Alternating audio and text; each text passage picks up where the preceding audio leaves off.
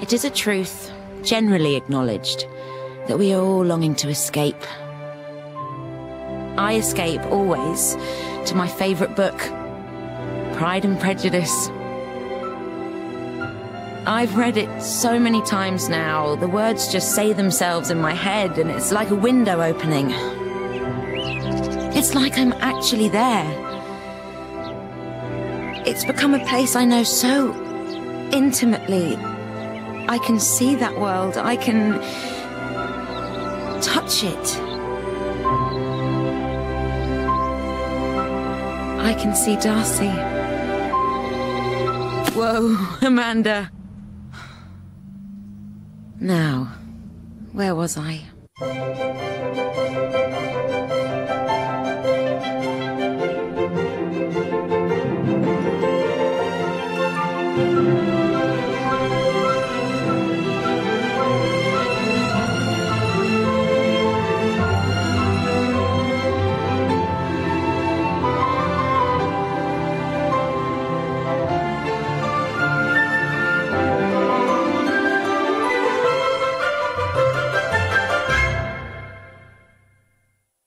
I have no right to complain about my life. I want this account de-jointed, yeah? I want her name gone. I mean, it's the same for everybody. And Did you get a shag? I do what we all do. Do you want to get a slap? I take it on the chin.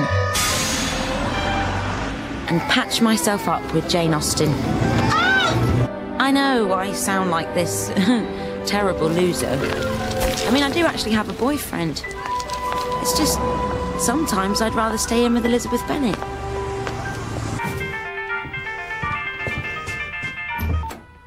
Piranha! I thought you weren't here. I'm not. Michael coming around tonight? No. Why isn't he coming around? Boys' night. He'll be around after that. No, he won't. I've told him not to. I have plans that involve nobody except me, i.e. not you either, so go away. How do I look? Like you put your lipstick on by eating it. That's as good as it gets.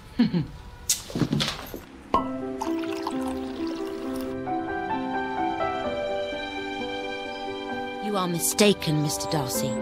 If you suppose that the mode of your declaration affected me in any other way, then as it spared me the concern which I might have felt in refusing you, had you behaved in a more gentlemanlike manner.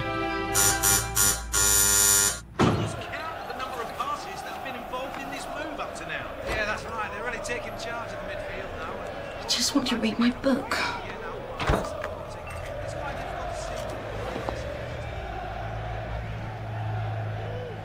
What are you doing? Is this you proposing to me? Yeah. You're drunk. Marry me, babes. Make an honest woman of me. You have no idea, do you? Quite how unromantic that is.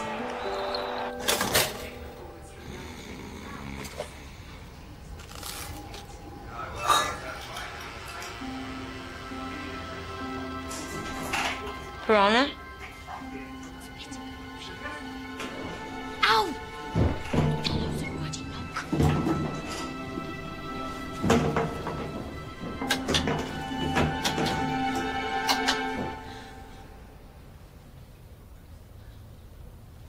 This is most extraordinary. But I beg you, Miss Spencer, to entertain my explanation of it, for it will be truthful, if a little intractable to believe. There is a door, Miss Spencer, in the attic portion of my father's house, which is a place unvisited except by servants and myself.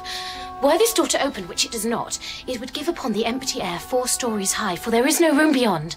It is a door entirely without sense. One may not pass through it, try as one might. Until this day, for you, Miss Spencer, have opened this door for me. You are the key. What makes you think my name is Spencer? It is tailored in your underthings. My name is Price, Amanda Price. How do you do, Miss Price? I'm Elizabeth Bennet. Yes, I know. Mans! Just a minute! Sweet.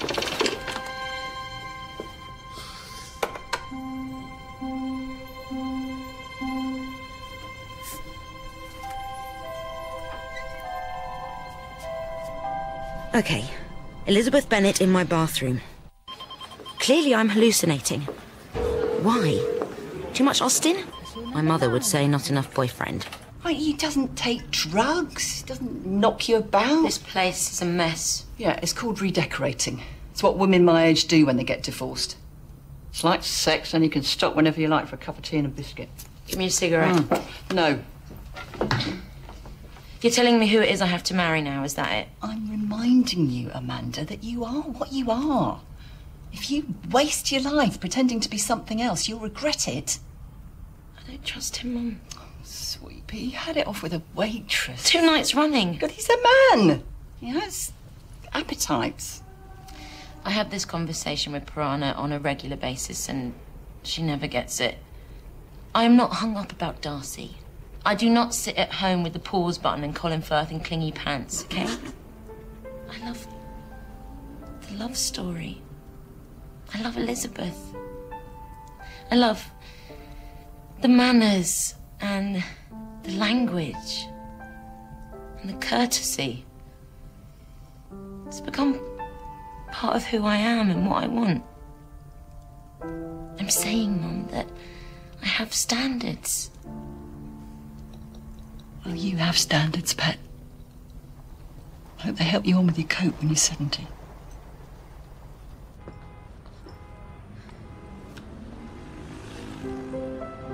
I, who have valued myself on my abilities, Who have often disdained the generous candour of my sister and gratified me. And we are engaged. It is settled between us already that we are to be the happiest couple in the world.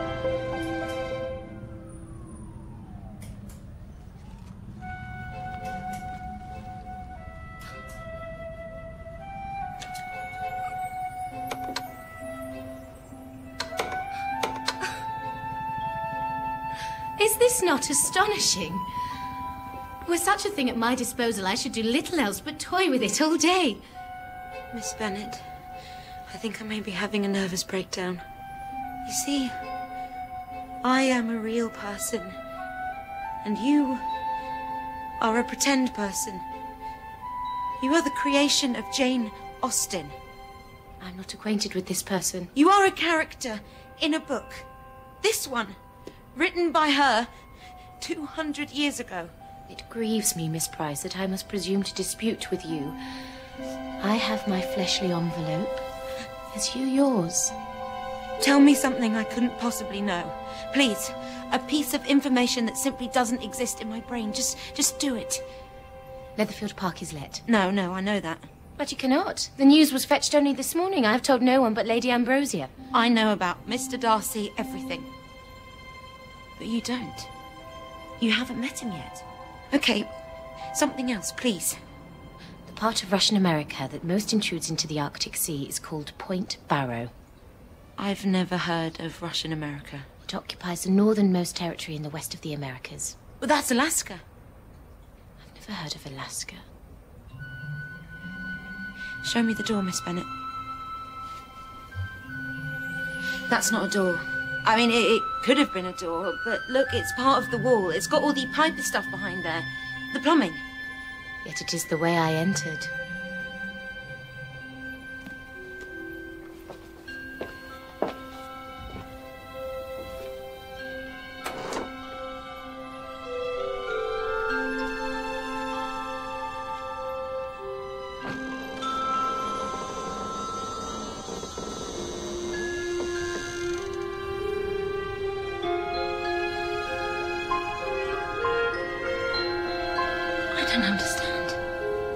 Miss Price, but this is assuredly my house.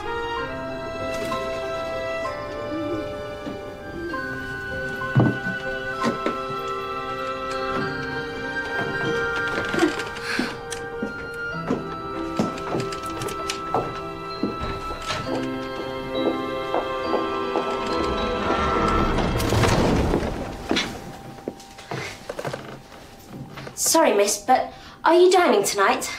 Mr. Bennet likes to know what number to expect at table. Please advise Mr. Bennet that I will be down directly. I was just, looking for him. Yes, Mum. Whom shall I say is giving the master this message, Ma'am? A friend of Miss Elizabeth.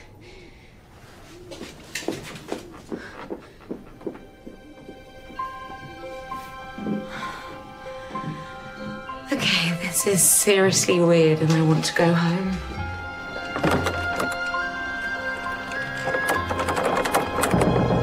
Elizabeth! Elizabeth!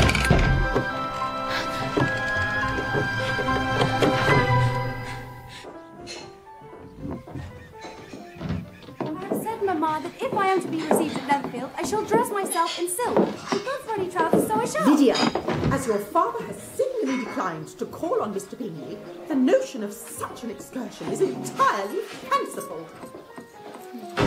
Pity, such a snippet.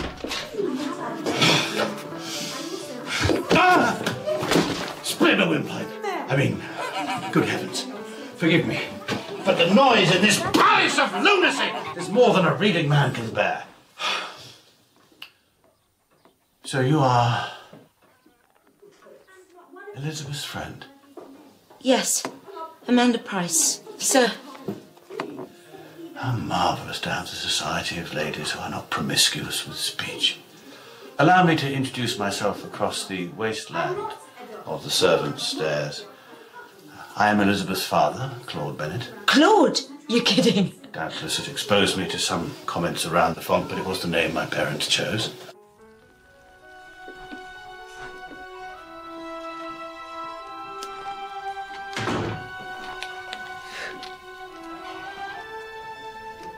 So, you are not a local person, Miss Price? I rent in Hammersmith. It's an area of London. I have driven through a pleasant place that bears the name, but it was some miles from London. Suppose it would have been. And you are acquainted with Lizzie how? Known Elizabeth for years. Until yesterday, I had not heard her talk of you. But it is eminently possible she has made many great speeches on the subject, and I have merely forgot. Old age, Mr. Price. I find I cannot recommend it. My wife. Lizzie has told you about our thrilling new neighbour. Mr. Bingley? Pleasant enough fellow, not strong on brains. I called on Bingley this forenoon. Haven't told my wife that, but she enjoys the suspense. We really are right at the beginning, aren't we? You do make the most refreshingly elliptical conversation, Miss Price. So, Lizzie has gone to Hammersmith to see you, but you have come to Longbourn to see her. You will forgive me for observing that the arrangement seems to have a flaw. Oh, dear, are you quite well? I do feel a bit unusual. Might I go back upstairs? Of course. We can dissect this matter further on the morrow. Take Lizzie's bed. She claims it is tolerable soft. Sleep well in it. Thank you.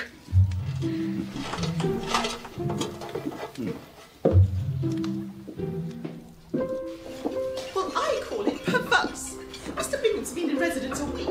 Bingley, Mamma. Not quite a mile to present his card. I said Bingley. You said Bingham.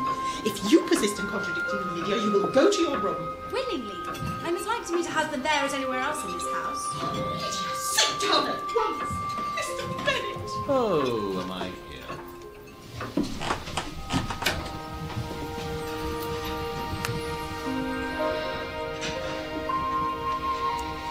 Elizabeth. Miss Price. I did not mean to startle you. No.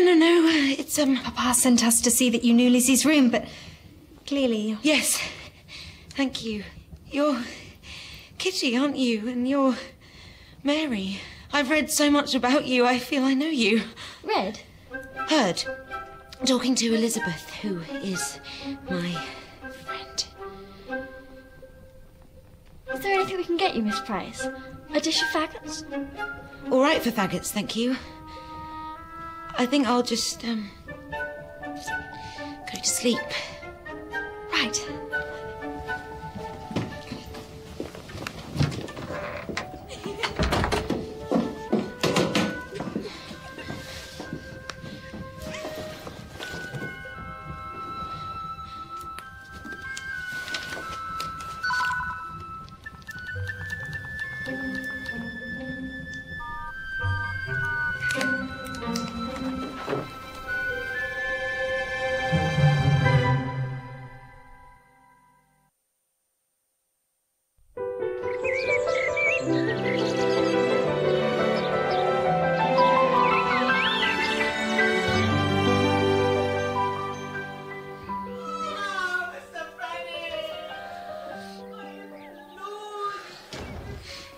Lend me your handkin, Lizzie.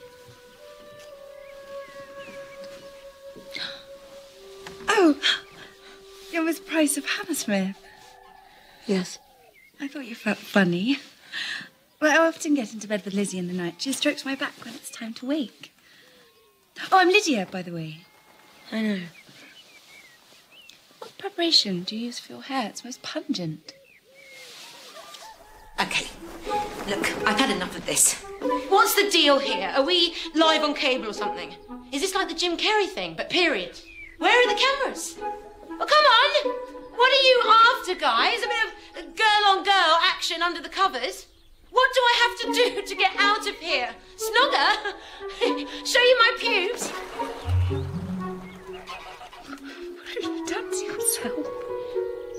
That's called a landing strip, Lydia. Standard pubic topiary. The fit of her breeches is really quite extraordinary. Breeches are as nothing but an hour. Good morning. Good morning, Miss Price. Did you sleep? I did. Thank you. Please sit here next to me. I'm Jane. My sisters, I think you've already met. There is chocolate and green tea and marmalade, for which Hill makes exceptional toast. Sorry we cannot offer you anything more amusing. It all sounds heavenly. Your tunic, Miss Price, it is what is worn in town this season? I think it very fine. Kitty, you are importunate. I am starved of fashion is all. This is otter hunting kit. Goodness. Are otters routinely hunted in Hammersmith? Oh, yes. The belt, therefore, is for the attachment of grellicking knives. Absolutely. My proper clothes are, you know, coming. Oh, I shouldn't bother. In this house, we may as well take the veil. All Papa has to do, Jane, is call on Mr. Bingley. It's not arduous. Yet to punish us for being flibberty-gibbets, he will not. I think you'll find that...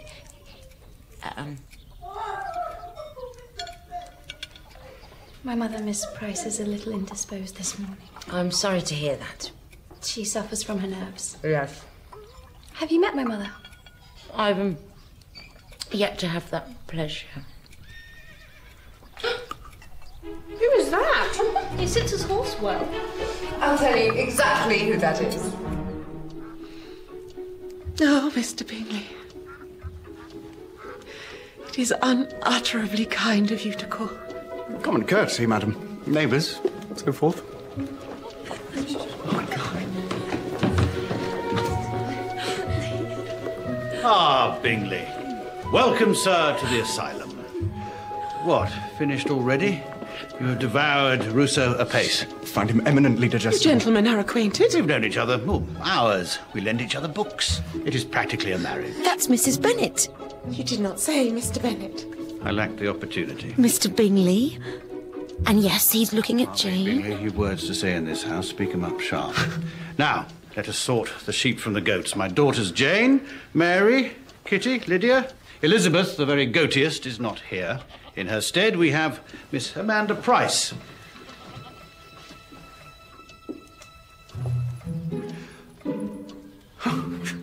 Charmed.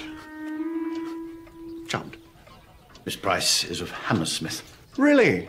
Excellent fox hunting country, I hear. Well furnished with otters. Shush. Undoubtedly. Elizabeth is presently to be found disporting in the otter-strewn thoroughfares of Hammersmith. Miss Price will explain.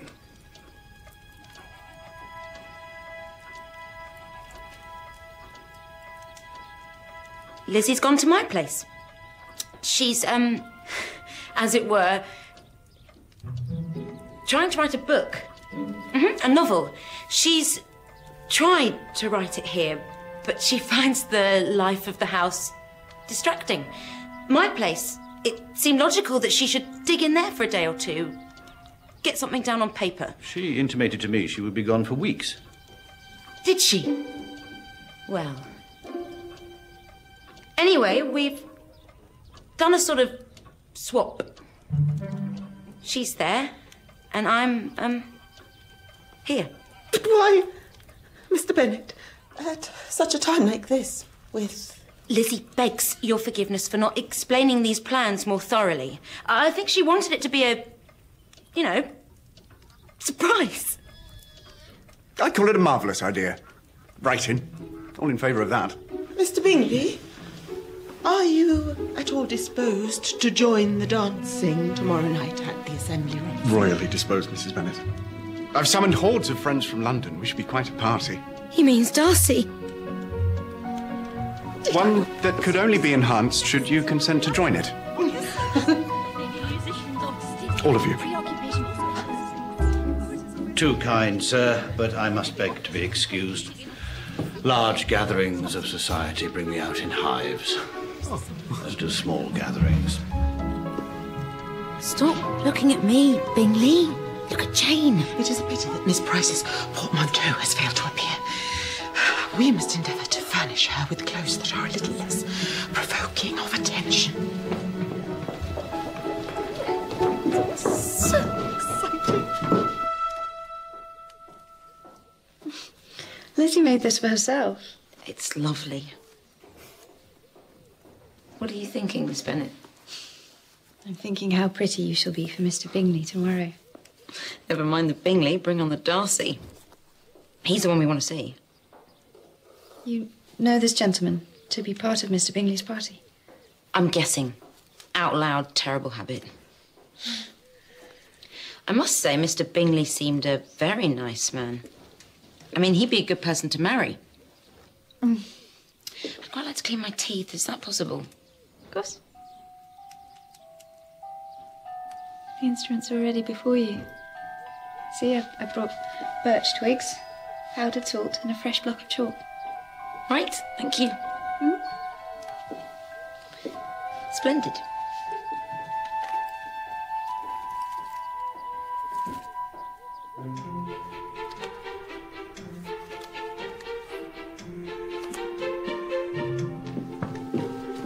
Are we going to church? Does the church have architectural merit? Probably not. But I doubt that's the point of attendance. What is to be done with my brother, Mr. Darcy? He has doubts. A gentleman knows God believes in him. It is his duty to return the compliment. I, however, desire the compliment of your sitting down with me. You would rather stand in church and have all of local womanhood fall in love with you. How we look forward to meeting these fascinating Bennets and Prices at tomorrow's ball. Caroline. But today, you must stay and play cards with your little sister. Poor Charles. Do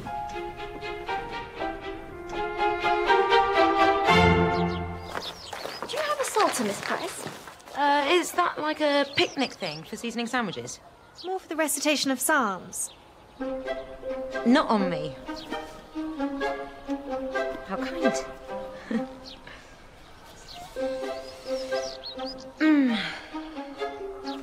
Look, you have to tell me. Has there been anyone else like me turning up here? Like you, Miss Price? Bit odd, talks funny, doesn't know how things operate. Not really.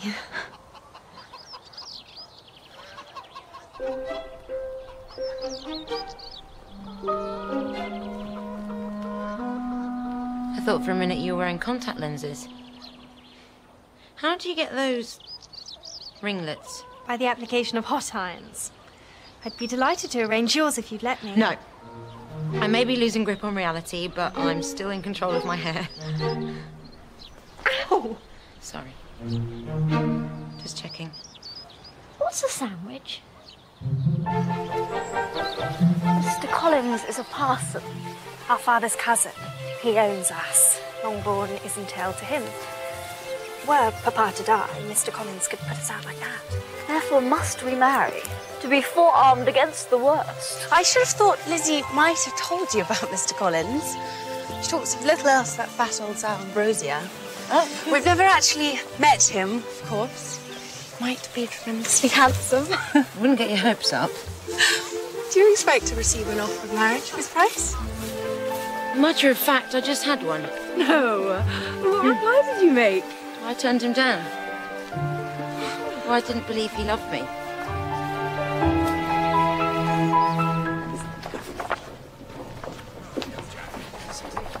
Kitty, pass me your knee. You must forgive my accosting you thus, but we have not been presented. You're Charlotte Lucas. Now you see you have utterly beguiled me. Kitty here tells me that lady is Lizzie's friend, Miss Price. And I'm at once consumed with jealousy, for Lizzie has never told me of you, yet you know my name before it is said. Wherefore did Lizzie neglect to tell me about this book? I never knew her started. She didn't confide in me either, originally. I myself got it from somebody else. Worse and worse.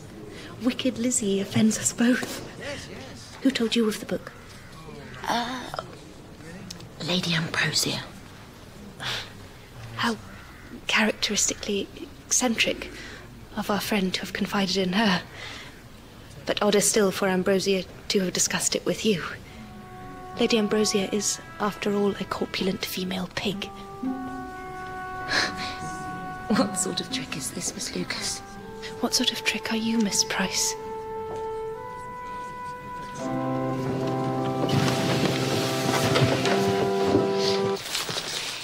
It vexes me exceptionally that Elizabeth should choose to be abroad at such a time as this.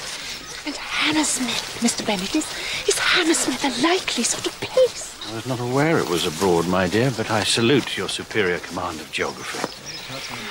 Ah! We are arrived, Miss Price, at a particularly fine prospect. Netherfield Park.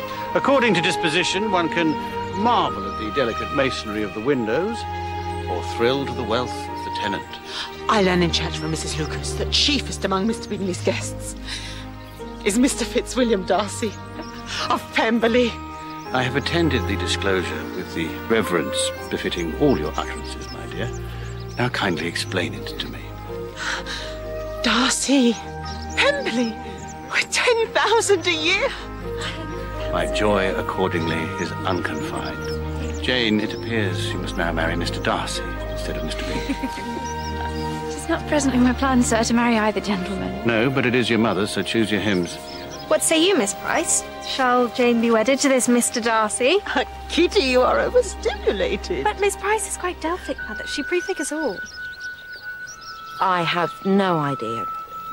Perhaps it is Elizabeth who shall be married. Elizabeth's not here.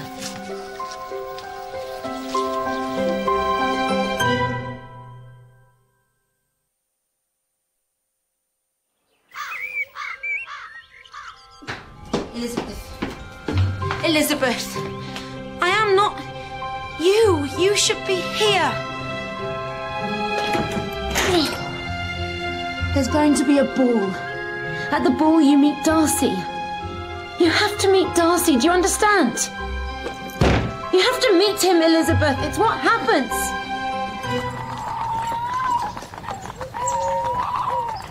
Oh, I'm so looking forward to the prospect of Mr. Fitzwilliam Darcy. I hate a man with too much money. Mary, that's very modern and I dare say very clever, but you will oblige me. Last minute lippy. For luck. It's all the rage in Hammersmith. This evening, Miss Bennet, make sure you dance with Mr. Bingley. It's important. Miss Price, you really are alarming. Explain your meaning. I can't. I don't know what will happen if I do.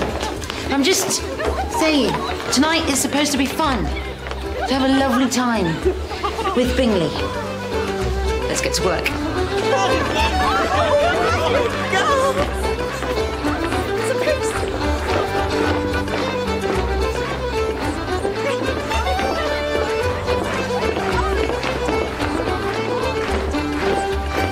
Ladies, how very splendid you all look. I'm so pleased you've come.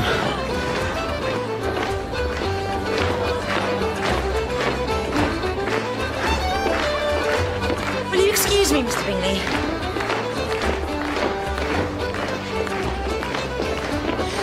I think we all feel it would have been preferable had Miss Price remained in Hammersmith rather than perplexing us here with her radical manners. I disagree cordially, Mrs. Bennet. I find your guest refreshing. Thank you.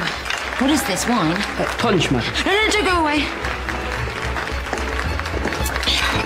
Bit thirsty.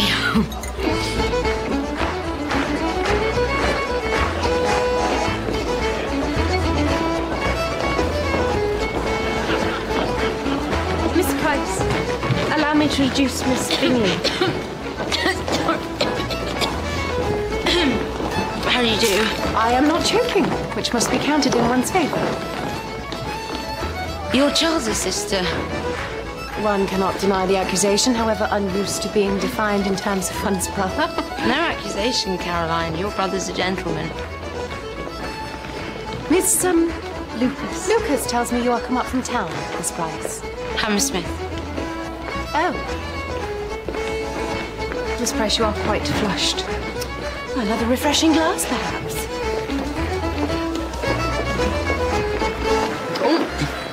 Oh, we're both of us in a dream, Miss Price. More than you know, Mr. Bingley. Now we have collided so fortuitously. May I beg the honour of the next excursion? You want to dance? Oh, I'm afraid that's not possible. You cannot dance a quadrille. I cannot dance a quadrille. And it shall be my happy duty to educate you. Alas, that unrewarding task has been claimed by another. Another? Miss Price, I fear there may have to be a duel. Who is to be your dancing master? Name the dog. Don't say it. Mr. Darcy. Darcy? You said it. You certainly have that right, Miss Price. Darcy? Darcy! A most grievous slur has been cast upon your character. Miss Price here says she won't dance with me because you've already asked her. Is that right?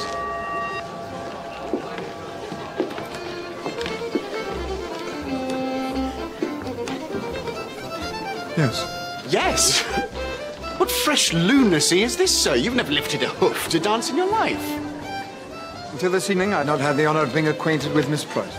Well, this is an event of some significance, Miss Price. Quite unprecedented. Darcy regards all forms of sudden locomotion as emblematic of ill breeding. Hunting, tennis, rising precipitately from a chair. When Miss Price and I dance, sir, there shall be nothing sudden. I can't dance. This sort of dance. Nor I.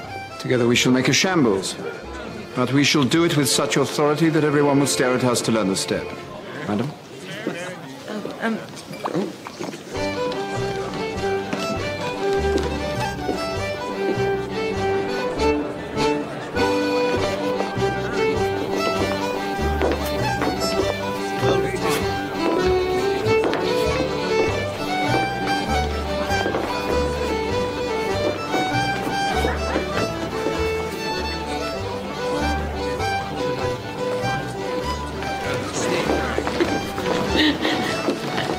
I don't know what to say.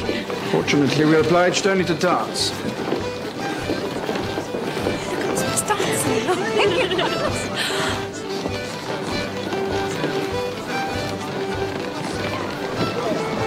Why did you say yes? To spare my friend the humiliation you contrived for. I didn't seek to humiliate Mr. Bingley. Then your refusal to dance with him was most ill adapted to its purpose.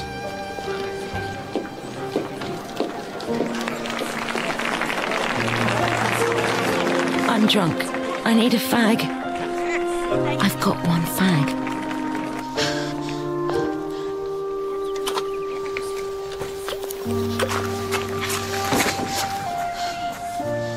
Everything I do is wrong.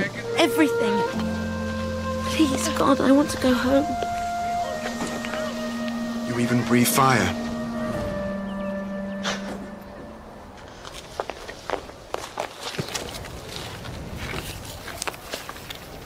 Oh, gosh.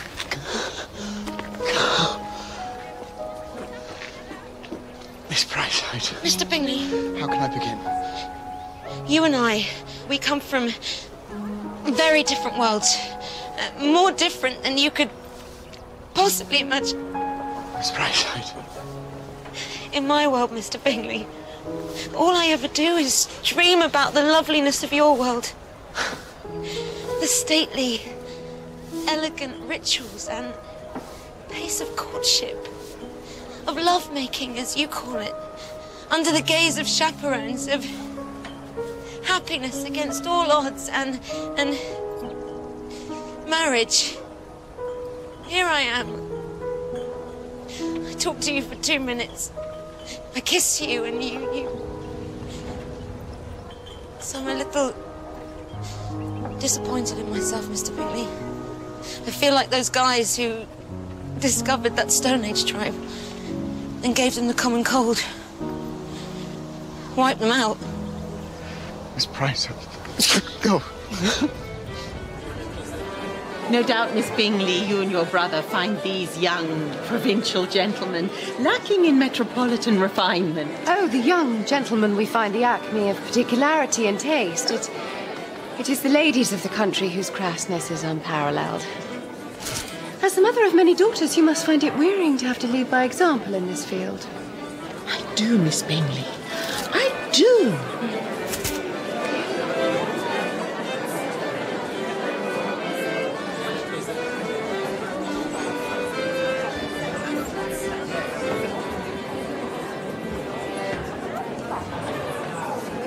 Miss Price, a word.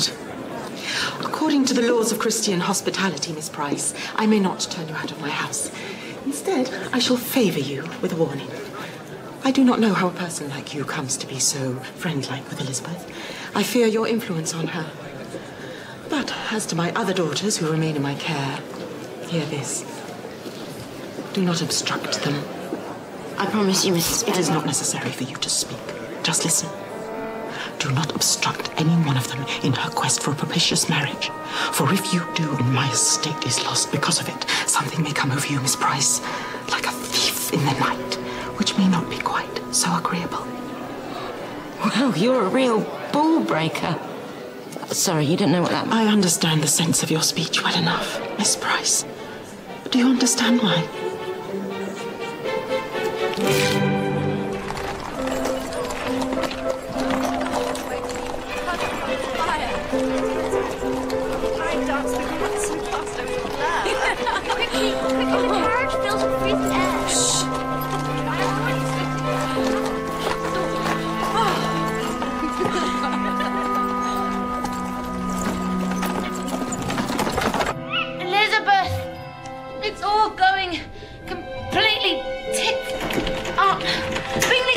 See Jane under his...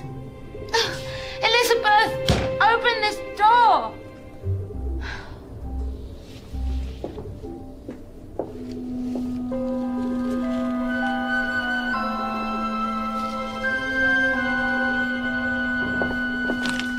My dear father, I pray you, sir, not to trouble your mind about your most headstrong daughter. I quite flourish in Hammersmith. I am minded to sojourn here alone a while. Alone is underlined. If I might be so presumptuous as to offer advice to my own father, then I would admonish him to pay particular attention to Miss Price. She is intimately acquainted with the doings of our family, and I cordially believe her to be its most devoted and formidable ally. Trust her. Your affectionate daughter, Elizabeth. When Lizzie was 10 years old, I taught her to fly a kite. She soon mastered it. She stood between my arms, in front of me, and took the strain. I believe she has taken it ever since. But as for my trust, you have it.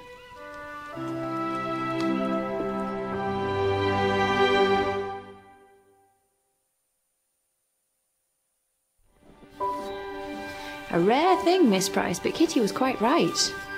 You are oracular. You prophesied Mr. Darcy would attend the ball, and he duly came. Did he prove equal to your expectations? Yes. And no. I mean, he's not Colin Firth. But even Colin Firth isn't Colin Firth. He had to change the shape of his head with makeup. But no, Mr. Darcy was pretty spectacularly unfriendly. But that's what one would expect. Physically, he fills his britches pretty well, but he doesn't, you know, float my boat. All that aristocratic languor. I know he can't help it, but it's really not very attractive to me. He does not float your boat? An expression current in Hammersmith, never to be used in front of Lydia. Without Lizzie, the equilibrium of this house is fragile.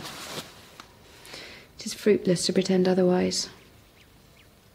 However, your presence among us affords a certain reassurance, at least to my father. And to me. It's very good to have you here. Thank you.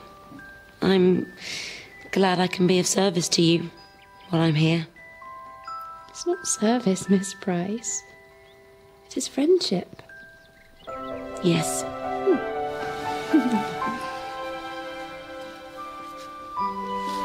Yes, it is. Okay. I have no idea how to fix this book, and I cannot sew this bloody pew thing without stabbing myself in the hand. Oh, Miss Lucas, how convenient you are. How glad I am of that, Mrs. Bennet. This is all most industrious. Miss Price, alas, is a stranger to handiwork for the church. I'm sure she would bless you were you to take charge of her kneeler. I may need to unpick all this and start again, Miss Price.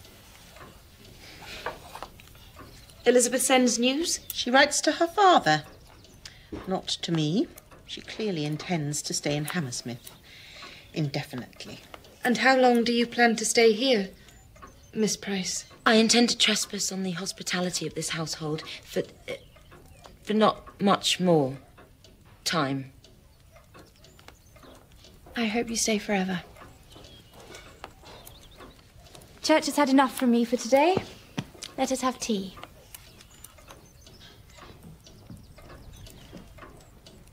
Mr. Bennet. Do you show me your finger because it is injured? I wish to know, Mr. Bennet, how long Miss Price is to remain our guest. She does not materially contribute to the running of the household.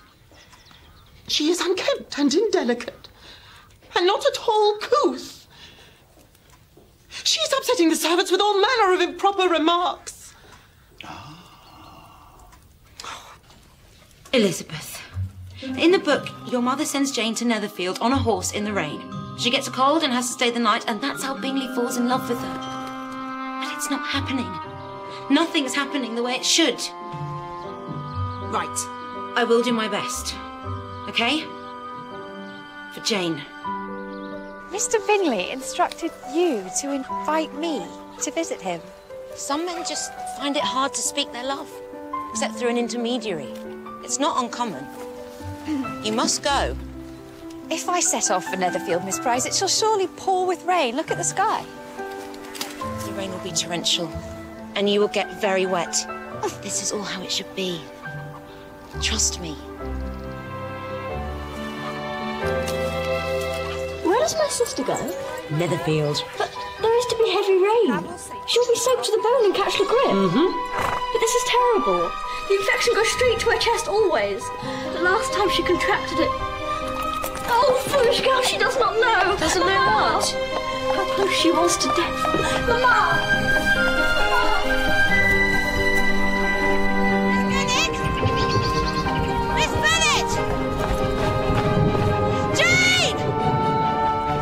Jane has gone to Netherfield Park in this weather and Miss Price pursues her. Are you so obtuse, Mr. Bennet, that you do not see what is the matter here? She has gone to Queer Jane's pitch. It is exciting when you bring the language of the theatre into this house, my dear, but might this room be returned to the purpose for which it was created? For me to sleep in undisturbed.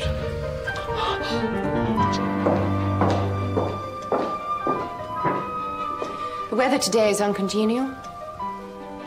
Is it? One tends not to notice.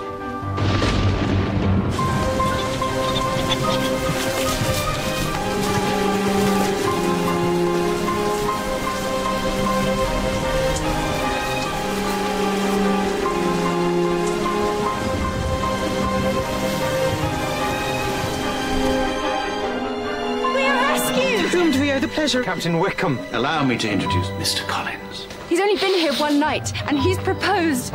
If I dream about him tonight, I shall be really angry. Is she not glorious? You must not ask me, Charles. What I say may wound you. For my good opinion once lost is lost forever. Why do you believe Miss Price just assaulted Mr. Collins? What?